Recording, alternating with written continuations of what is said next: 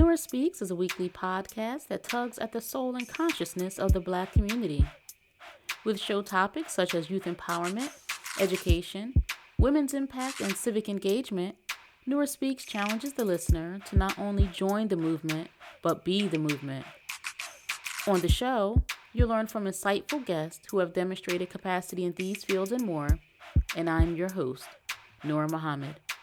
Welcome to the show.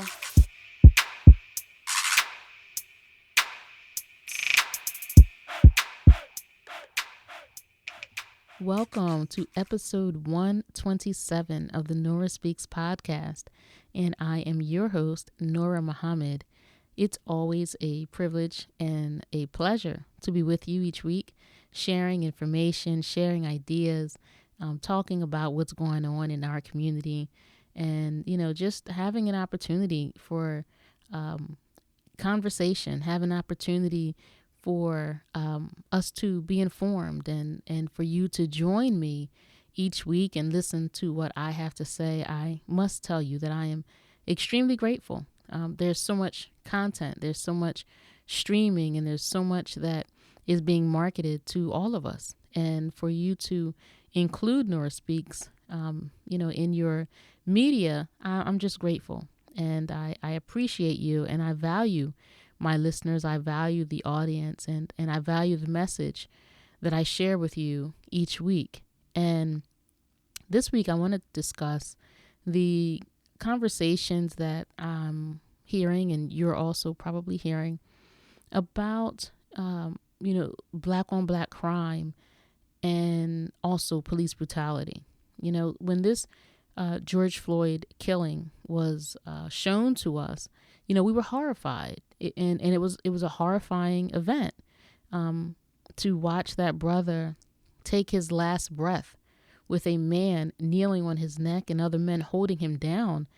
You just think, how much more brutal could anyone be treated? How much more careless could one person be about the snuffing out of a life? And unfortunately, George Floyd is representative of many deaths of black people at the hands of law enforcement or after interactions with law enforcement.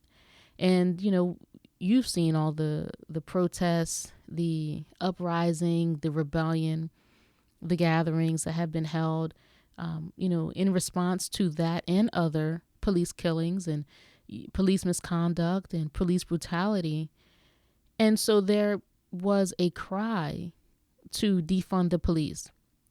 And that was explained. For some, they wanted to just abolish the police departments in towns across the country altogether. And in some, it wasn't their ideas are not to abolish the police departments, but to reduce funding to law enforcement and allocate or reallocate those funds into special services that can improve community outcomes so that they don't have to rely on police to address every emergency.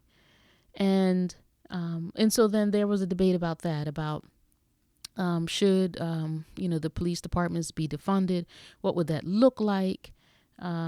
And also the explanation of what it actually means to defund the police departments across the country. So soon after those conversations were being held, on media outlets across the country, the cable, the local networks were talking about defunding the police and what that would look like. And then we had the 4th of July weekend, and there were numerous killings, shootings, murders that took place in the black community, allegedly by black perpetrators who, unfortunately took the lives of many people, including some children. And so then that conversation about defund the police really became faint. There's still conversations about it, but I'm not seeing the media pundits and talk show hosts talking about that aspect as much or with the same fervor or support. So it almost seems as if they've shown us why defunding the police or reestablishing how policing is done in the country, or specifically Black communities, it's as if that conversation is no longer relevant because, well, here you have Black people killing Black people. So what would it look like if there's no police departments, and we have all of this lawlessness? So I want to have this conversation about the issue of, quote, Black on Black crime, or so-called Black on Black crime, and the issue of police brutality. And I'll first start by saying this is not an either or scenario. The approach to Black on Black crime and the approach to police brutality, they can both happen at the same time. So while we have been hurt and horrified by what happened to George Floyd, we are also hurt and horrified by the killings that took place over the 4th of July weekend, and those that took place before then, and those that have taken place after then. They're still horrific. But we don't have to mute one conversation because now we have to have another.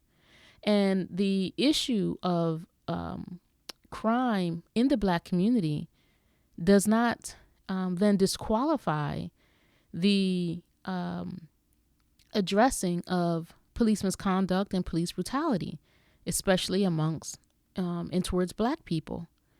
And I'm having this conversation with you because there can be they can use these issues to divide us, right? So I've seen, unfortunately, these parents of some children who have been killed in the community, and they're saying, well, we're talking about Black Lives Matter, but Black lives don't matter to us because we're killing each other.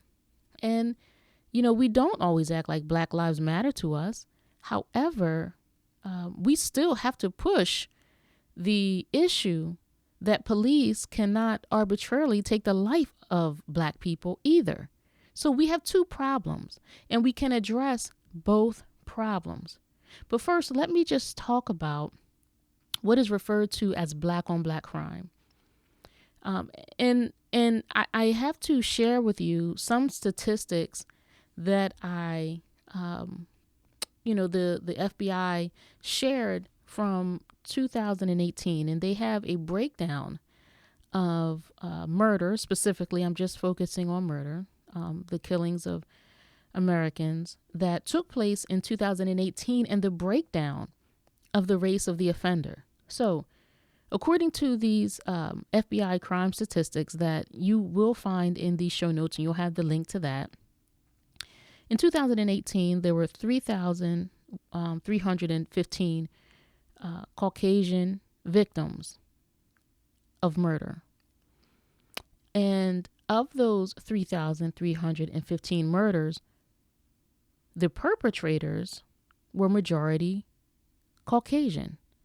There were 2,677 offenders related to those 3,315 deaths.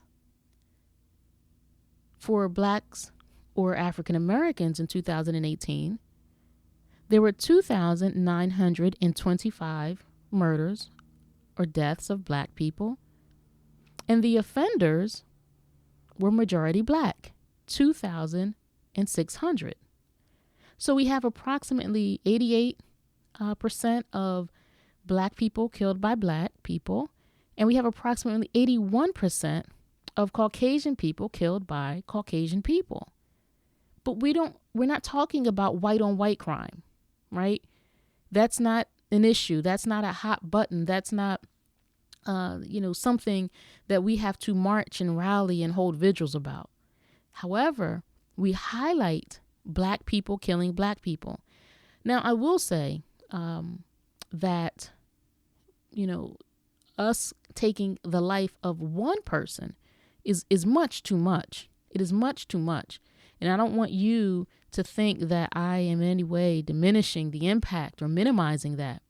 One death at the hands of a Black person is much too much.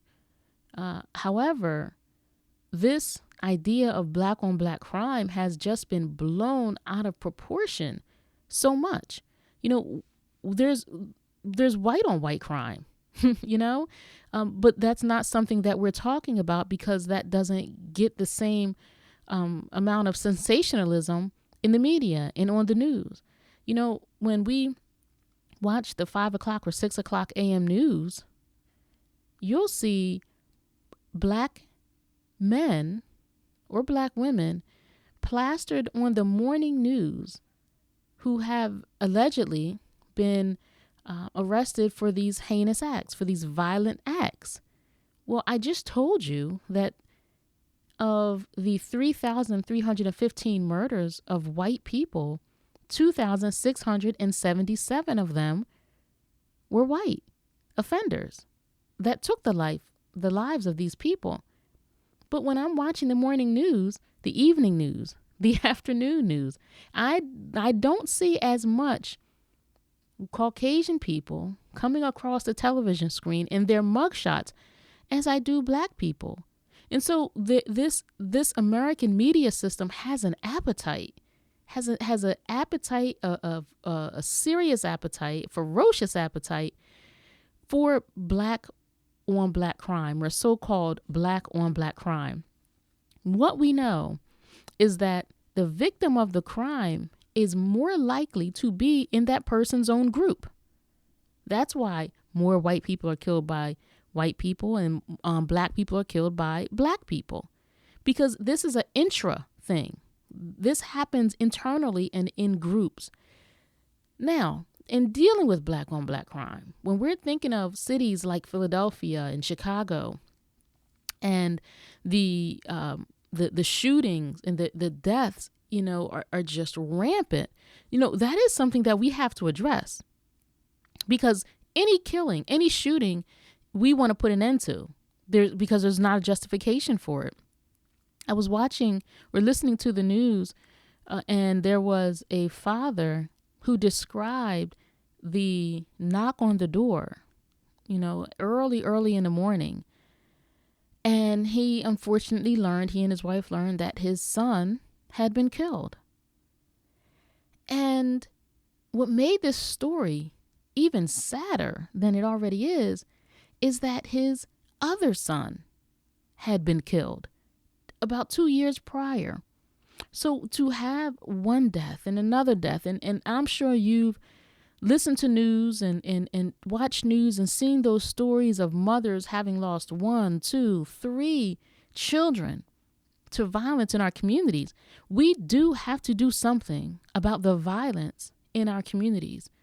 And sometimes what happens is we can have a divide between the older generation and the younger generation.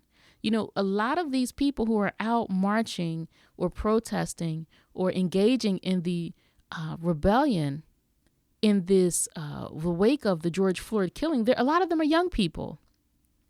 And then you'll have older people who are saying, yeah, but if we want to say Black Lives Matter, you know, we're still killing each other. So do Black lives really matter to us?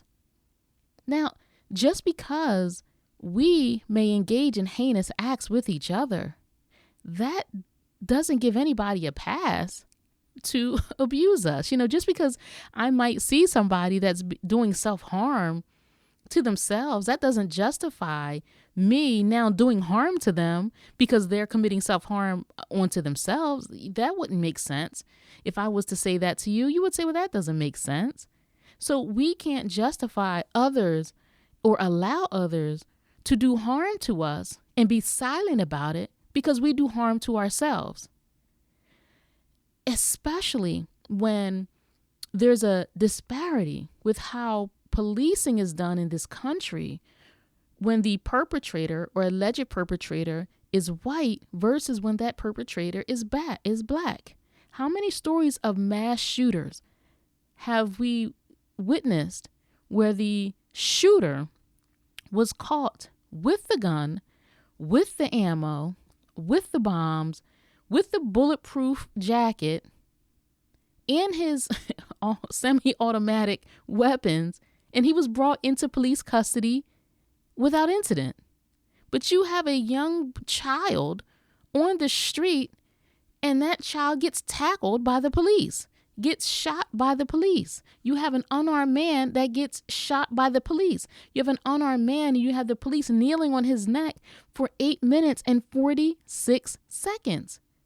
So it's not that there's an issue with black on black crime that allows the police to mistreat us. These are both issues. And let's also add to the fact that police officers are paid out of tax dollars. And who is paying taxes? Us, the citizens, right? We are. So I, who pay my taxes and, I'm paying for the training of these police officers. I'm paying for their uniforms, for their boots, for their socks, for the shirt that they wear. I'm paying for the bullets that are in their guns and their guns. I do not want this officer to arbitrarily treat my sons or my husband like a criminal just because they see a black male walking down the street. I don't want my sons being tackled. I don't want my sons being shot. I don't want my husband have some man with his knee on his neck just because he's black, because this is how we treat black perpetrators. It's unfair. It's despicable. And we can't lend to these arguments. We can talk about the crime that's happening in the black community while we talk about the over-policing and the brutality of police that happens in our communities. We can have both of those conversations at the same time. I mean, think about it like this. If we are being treated medically, we don't say, well, this person has cancer, so we're not going to treat the diabetes. We can only deal with one at a time. That doesn't make sense to you. It doesn't make sense to me. So these are two issues that are significant that we have to have conversations about. Now, we know that policing of black people, that has history in slavery with the slave patrols, with the overseers, and many of them were black, under white authority, of course. And, the policing of black people has been the management of our behavior, right? Now, the thing about it is that it's been management of our behavior even when our behavior has not been unlawful. And this stems from just what we see in the community, even into schools where black children are over-policed by their teachers, by school resource officers. This is happening to our black boys, and this is happening to our black girls, where we are just somehow perceived as a threat, somehow perceived as oppositional, somehow perceived as, quote, bad, more so than Caucasian students. And the detentions and the expelling of students, of black students, happens so much. There's a story now that you may have read, especially if you're enlightened and you like to know what's going on, of a 15-year-old girl who was on probation. And because her school district switched to online classes because of the COVID pandemic, and they're not having classes in person, and this young lady did not complete her online class assignments, the judge busted her for violating the terms of her probation and sent her to detention. And so now we have, prominent Caucasian people who are being sent home because there's a risk that they can contract COVID-19. And we have a child that did not complete homework has been detained, taken out of her mother's home and detained as if she was breaking a crime. Not doing homework is not illegal. It is not a crime. And so how does this make sense? This is the over-policing and the criminalization of a black child. It's happening with our children, and it's certainly happening with us in the street. And that is an issue that we have to keep our foot on. We have to keep pushing and pressing and making sure that people know that this is of concern to us. And if you want to be elected into office, then you're going to have to tell me how you're going to address these issues. If you want to be my representative, well, this is an issue that I need you to speak about. Now, after we have this conversation, then we can shift. And then we can start working with our community, with our young people about reducing this crime. And when we have this divide between the older generation and the younger generation, one thing I think about is, well, there are children, there are grandchildren. If these young people are out here in the street and engaging in violent behavior, well, who's responsible for them? Who's giving birth to them? Who's nurturing them? Who's cultivating these young people? And if we have not done the job that we need to do, then not only do we need to address them, but we have to address ourselves. So we can walk and chew bubblegum at the same time, and we have to be very cautious of media manipulations. And it was very clever. They were very sympathetic to the, quote, Black Lives Matter marches. And I'm not pushing the Black Lives Matter organization. I'm pushing the concept that Black Lives Matter, because I'm not pushing this organization. But the notion that Black lives are significant, Black lives matter, that Black lives should be protected, that Black lives should be maintained and sustained, that is something that the media was all about. They were talking about it. They had people from the organizers from different cities on. They had politicians on talking about these issues and the police brutality and how is this happening in 2020. They were all about this movement of police reform and police misconduct. And then when July 4th happened and there were some unfortunate deaths within the Black community, the conversation shifted. And it's peculiar to me because what I know is that Black people engaging in violent behavior is not new.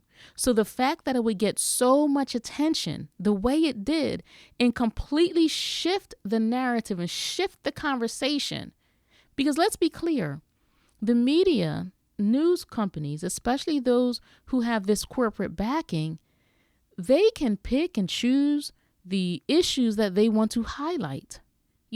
And sometimes I think, man, okay, great. This is whatever is going on, whether it's something that's happening with a celebrity, and I guess that's national news, but I want to know what else is happening.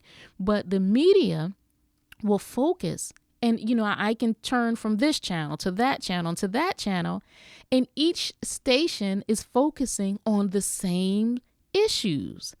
And so there's got to be a connection where they have some agreement with, and this is my opinion and speculation, but I don't understand how all of the media can be talking about the same issue when there's a whole world of issues that's going on, right? Just because Will and Jada, just because Angelina and Brad, but all of the stations will be talking about this specific issue. But there's other issues going on. And so when July 4th happened, and it gave the media a convenient opportunity to shift the conversation from police reform and defund the police and reallocating funds to Black on Black crime, Black on Black crime, Black on Black crime. And then having those grieving parents, unfortunately, as tragic as it is, say, Black lives don't matter to us. And the media, the news, replaying that over and over and over, where they're contrasting this outpouring of people in the street talking about how Black lives matter, and they contrast that to these grieving parents saying to the world that Black people in our lives don't matter to each other. And now I don't hear as much. These people, these media pundits, these hosts who had such fervor in supporting of the Black Lives Matter movement, the protests that were after the killing of George Floyd and Breonna Taylor and Ahmaud Arbery, now they've gotten quiet on this issue because they found a way. Unfortunately, because of what happened, now they're using that as a convenient way to shift the conversation, and they've shifted our conversation. They didn't just shift their own conversation. They shifted our conversation. But these conversations are ones that we should have. So I just want us to be cautious about falling into the hype about black on black crime, right? Because any crime that's committed against a person is going to be committed more likely than not against someone of their group. And no one's crying out about white on white crime. Again, 2,677 white perpetrators were responsible for deaths in 2018. 2,600 black perpetrators were responsible for black deaths in 2018. But when you turn on the news, when I turn on the news, I see faces that look like my sons, that look like my husband. I don't see faces that are white to the extent that I see faces that are black. So we have to be very careful when people are shifting and molding the narrative and conversations, because they can also, if we're not careful, shift and mold ours. Sure, we have to deal with crime in our communities. We have to deal with community violence. Absolutely. And I'm going to do a show about community violence very soon. It's very important that we talk about it. But we can have two conversations at the same time, because we still have to keep our foot on the pedal and deal with this police brutality and police misconduct.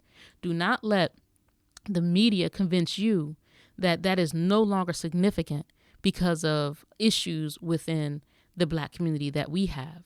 Because we have issues in our community and we have issues out of our community. And we have to deal with both because both are significant.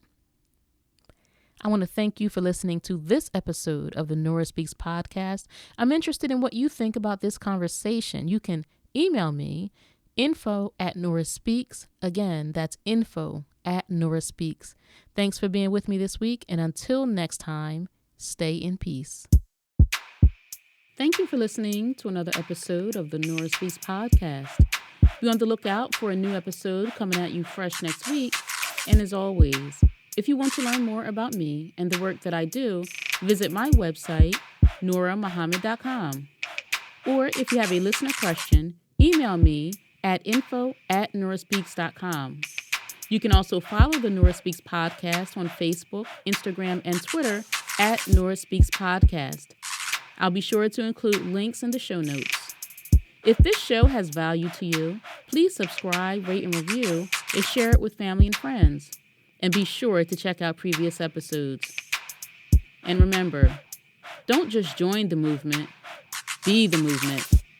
Stay in peace.